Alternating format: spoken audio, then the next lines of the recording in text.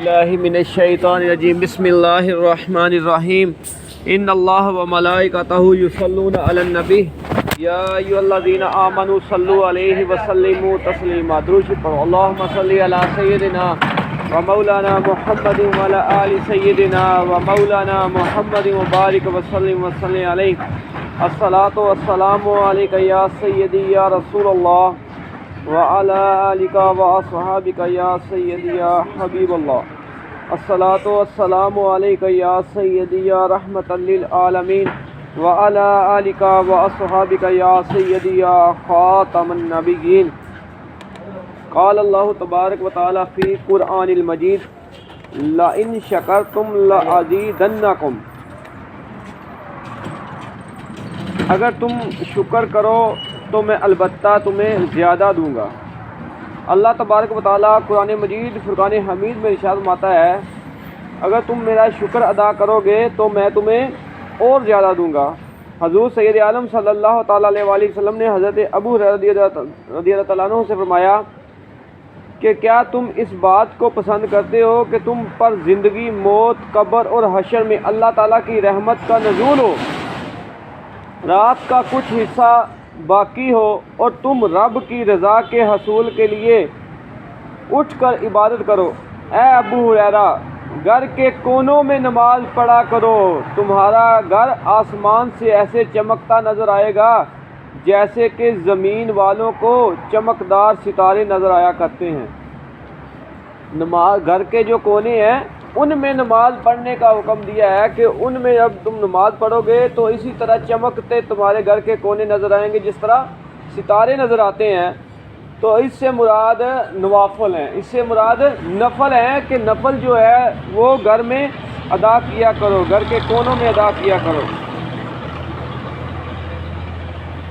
نبی کریم صلی اللہ تعالیٰ علیہ وآلہ وسلم نے ارشاد فرمایا تمہارے لیے لازم ہے کہ رات کو عبادت کیا کرو کیونکہ یہ گزشتہ نیک لوگوں کا طریقہ ہے، یہ نیک لوگوں کا طریقہ ہے۔ بے شک رات کا قیام اللہ تعالیٰ کے قرب کا سبب، گناہوں کا کفارہ، جسمانی بیماریوں کو دور کرنے والا اور گناہوں سے روکنے والا ہے۔ اس حدیث پاک میں نبی کریم صلی اللہ تعالیٰ علیہ وآلہ وسلم نے ارشاد فرمایا کہ رات کو عبادت کرنا یہ پچھلی امتوں کے جو نیک لوگ تھے، یہ نیک لوگ تھے، یہ ان کا طریقہ ہے، یہ نیک لوگوں کا طریقہ ہے کہ رات کو اٹھ کے عبادت کیا کرتے تھے۔ حضور صلی اللہ علیہ وسلم کا ارشاد گرامی ہے کہ ہر وہ شخص جو رات کو عبادت کا عادی ہو اور اسے نیند آ جائے تو اس کے نامہ اعمال میں رات کی عبادت کا ثواب لکھ دیا جاتا ہے اور نیند کو اس پر بخش دیا جاتا ہے۔ اس حدیث پاک میں بیان کیا گیا ہے کہ نبی کریم صلی اللہ تعالیٰ علیہ وآلہ وسلم نے ارشاد فرمایا جو بندہ رات کا عادی ہو عبادت کا تو اگر وہ کسی دن رات کو نہ اٹھ سکے تو اللہ تبارک و تعالیٰ اس کے نامہ اعمال میں اس عبادت کا ثواب لکھ دیتا ہے۔ حضور سید عالم صلی اللہ علیہ وآلہ وسلم نے حضرت ابو ذر رضی اللہ تعالیٰ عنہ سے فرمایا اے ابو ذر، جب تم سفر کا ارادہ کرتے ہو تو زادِ راہ تیار کرتے ہو؟ عرض کی جی ہاں۔ آپ نے فرمایا قیامت کے طویل راستے کا سفر کیسے کرو گے؟ اے ابو ذر، میں تمہیں ایسی چیز بتلاؤں جو تم کو قیامت کے دن نفع دے؟ ابو ذر رضی اللہ تعالیٰ عنہ نے عرض کی میرے ماں باپ آپ پر قربان، میرے ماں باپ آپ پر قربان یا رسول اللہ صلی اللہ علیہ وسلم، ضرور بتلائیے۔ آپ نے فرمایا قیامت کے دن کے لیے سخت گرمی کے دن روزہ رکھ۔ قیامت کے دن سخت جو قیامت کا سخت دن ہے اس کے لیے تم کیا تیاری کرو؟ سخت گرمی میں روزہ رکھو۔ قبر کی وحشت کو دور کرنے کے لیے اندھیری رات میں نفل ادا کرو۔ اہم امور قیامت کی حجت کے لیے حج کر، اگر حج نہیں کر سکتا پھر کیا کر؟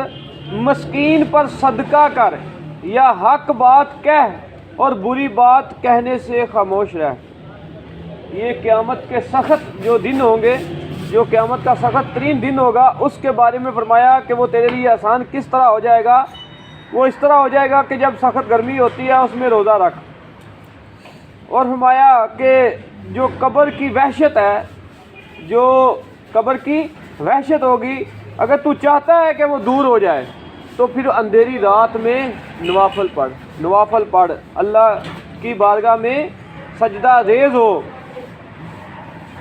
نبی کریم صلی اللہ تعالی علیہ وسلم نے ارشاد فرمایا کہ آپ وسلم کے زمانہ مبارک میں ایک آدمی تھا، جب لوگ اپنے بستروں پر سو جاتے اور آنکھیں سکون حاصل کرنے کے لیے بند ہو جاتی تو وہ کھڑا ہو کر نماز پڑھتا، قرآن مجید کی تلاوت کرتا اور کہتا، اے خالق جہنم، اے جہنم کے خالق، مجھے جہنم سے بچا۔ حضور سید عالم صلی اللہ علیہ وسلم کی بارگاہ میں اس شخص کا تذکرہ کیا گیا تو آپ صلی اللہ علیہ وسلم نے فرمایا، جب وہ ایسی حالت میں ہو تو مجھے خبر کر دینا، چنانچہ آپ وہاں تشریف لائے اور اس کی تلاوت و دعائیں سنی۔ صبح ہوئی تو آپ نے اس سے فرمایا، اے فلاں، تو نے اللہ تعالیٰ سے جنت کا سوال کیوں نہیں کیا؟ وہ آدمی بولا، یا رسول اللہ صلی اللہ علیہ وسلم، میں جنت کا سوال کیسے کروں؟ ابھی تو میرے اعمال اس کی طلب کے لائق نہیں ہوئے۔ اس گفتگو کو تھوڑی ہی دیر گزری تھی کہ جبریل امین نازل ہوئے اور عرض کی، یا رسول اللہ صلی اللہ علیہ وسلم،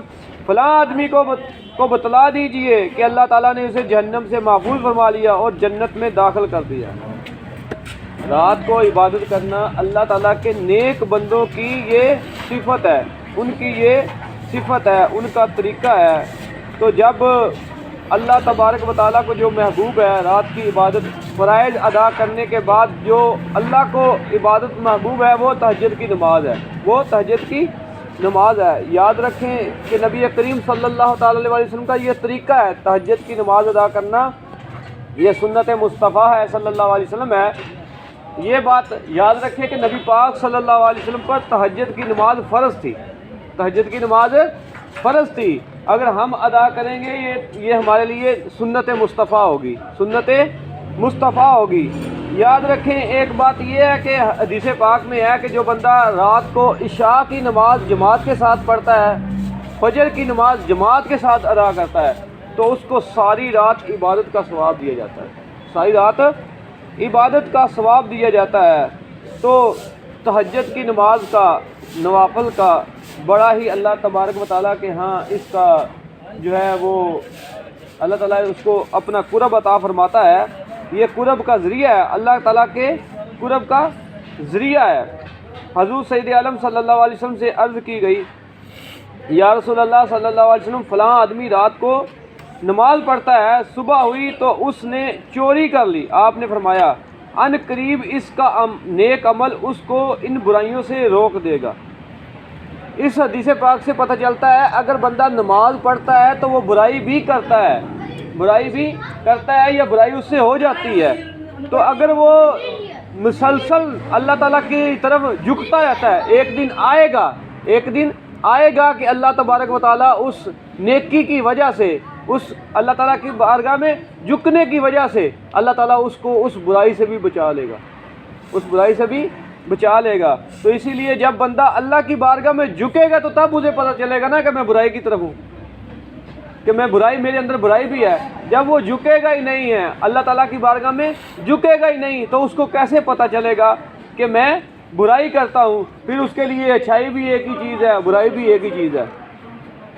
حدیث پاک میں ہے، مسلمان کا دل خوش کرنا بہت ہی بڑا ثواب کا کام ہے۔ نبی کریم صلی اللہ تعالی علیہ وسلم نے ارشاد فرمایا، جو شخص کسی مومن کے دل میں خوشی داخل کرتا ہے، اللہ عز و جل اس خوشی سے ایک فرشتہ پیدا فرماتا ہے جو اللہ تعالیٰ کی عبادت اور توحید بیان کرتا ہے۔ جب وہ بندہ اپنی قبر میں چلا جاتا ہے تو وہ فرشتہ اس کے پاس آ کر پوچھتا ہے، کیا تو مجھے پہچانتا نہیں ہے؟ وہ کہتا ہے کہ تو کون ہے؟ تو وہ فرشتہ کہتا ہے کہ میں وہ خوشی کی شکل ہوں جسے تو نے فلاں مسلمان کے دل میں داخل کیا تھا۔ اب میں تیری وحشت میں تیرا مونس ہوں گا اور سوالات کے جوابات میں ثابت قدم رکھوں گا، اور روز قیامت میں تیرے پاس آؤں گا اور تیرے لیے تیرے رب کی بارگاہ میں سفارش کروں گا اور تجھے جنت میں تیرا ٹھکانہ دکھاؤں گا۔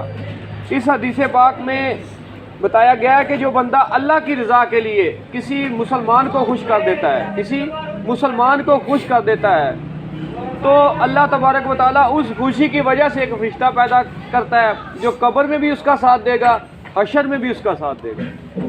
تو یہ بہت بڑی بات ہے، کسی کے دل میں خوشی کو داخل کر دینا، کسی کی وجہ سے کوئی خوش ہو جائے، کسی کی وجہ سے کوئی خوش ہو جائے، اللہ کی رضا کے لیے کسی کو خوش کر دینا، اللہ تبارک و تعالیٰ کی طرف سے یہ انعام ہے کہ اللہ تعالیٰ اس خوشی کی وجہ سے ایک فرشتہ پیدا کر دیتا ہے جو اس مسلمان کی قبر میں بھی اس کا ساتھ دے گا اور قیامت کے دن بھی، حشر کے دن بھی اس کا ساتھ دے گا۔ دعا ہے اللہ تبارک و تعالیٰ سے کہ اللہ تعالیٰ ہمیں اپنی مخلوق کے ساتھ اچھے عمل اور ان کو خوش کرنے والے عمل کرنے کی توفیق عطا فرمائے اور ہمیں اپنی قبر حشر کی تیاری کی توفیق عطا فرمائے، آمین۔ الحمدللہ۔